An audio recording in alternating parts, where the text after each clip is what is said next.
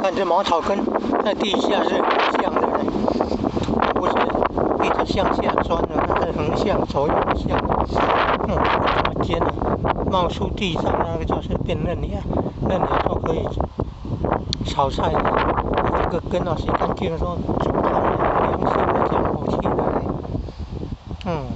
那舌头破那个心火旺，火气大呢，工作呢做到口渴缺水分呢，又吃那个很干燥的饼干，喝了水不够，嘴巴就破了。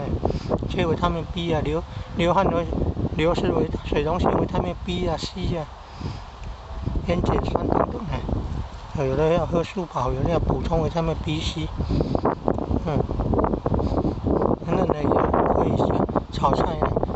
那个茎啊，那个洗干净那个可以煮汤的，凉性的。还有这个嫩嫩的可以炒菜呢，切短一点可以